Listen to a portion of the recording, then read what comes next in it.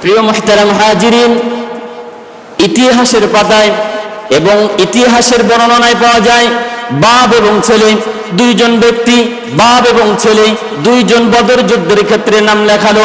বদর যুদ্ধের যখন সময় হয়ে গেল, পিতা পুত্রকে ডাক দিয়ে বলে, আব্বা জান, বদর যুদ্ধে আমিও নাম লেখাইলাম, আপনিও নাম লেখাইছেন, কিন্তু বদর যুদ্ধের সময় আসলো।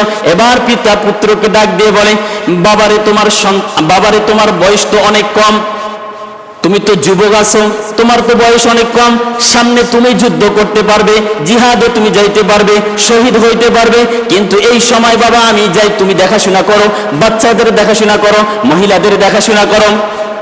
ভালো কাজের প্রতিযোগিতা, জিহাদের প্রতিযোগিতা, জিহাদে গেলে এরা জানে জান চলে যাবে, শহীদ হতে হবে, তবুও শুধুমাত্র জান্নাতের লোভে এরা প্রতিযোগিতা করে, ঠিক কিনা?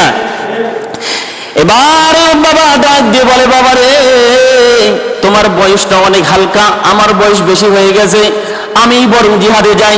এবার সন্তান ডাক দিয়ে বলে, না না, আমি যাব আব্বাজান, আপনার যাওয়ার দরকার নাই, আপনার বয়স বেশি হয়ে গেছে।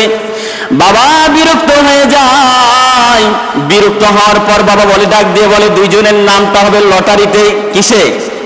লটারিতে নাম হবে। লটারিতে যার নাম উঠবে বাবারে ওই জিহাদে চলে যাবে। পিতা পুত্রের মধ্যে যে কমিটমেন্ট হয়ে গেল, সন্তান রাজি হয়ে গেল, দুইজনের নাম লটারির মধ্যে ফেলা হলো। এরপরে লটারির করার পর পুত্রের নামটা যখনই উঠে গেল, পুত্র এমন খুশি হয়ে গেল, তার চাইতে খুশি মনে হয় আর কেউ হয় নাই। বলেন সুবহানাল্লাহ। জানার পরেও বুঝার পরেও জিহাদে গেলে কারো জীবন থাকবে না। কিসের প্রতিযোগিতা?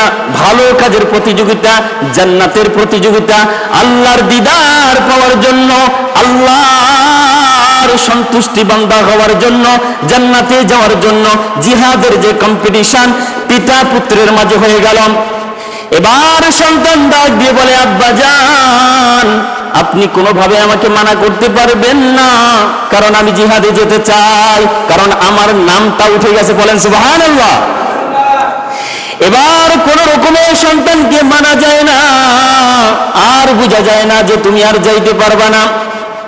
সন্তান তো বড় খুশি হয়ে গেল, বদর যুদ্ধে চলে গেল। যুদ্ধে যাওয়ার পর যুদ্ধ করতে করতে যুদ্ধের মাঝ পথে সন্তান শহীদ হয়ে গেল। বলেন সুবহানাল্লাহ। এবার সন্তানের এই শহীদের তামান্না দেখে এই বৃদ্ধ বুড়ো বাবা পরবর্তী জিহাদের মধ্যে সেও নিজেও অংশগ্রহণ করলো। সেও নিজে অংশগ্রহণ করার মাধ্যমে সে নিজেও শহীদ হয়ে গেল। পিতা পুত্রের যে মনের আশা যিনি পূরণ করে দিয়েছেন তিনি কে? তাহলে এই ইতিহাস থেকে, সংক্ষিপ্ত থেকে এটা নিয়ে কি শিক্ষা পাওয়া যায়? ভালো কাজের প্রতিযোগিতা, জান্নাতে যাওয়ার প্রতিযোগিতা।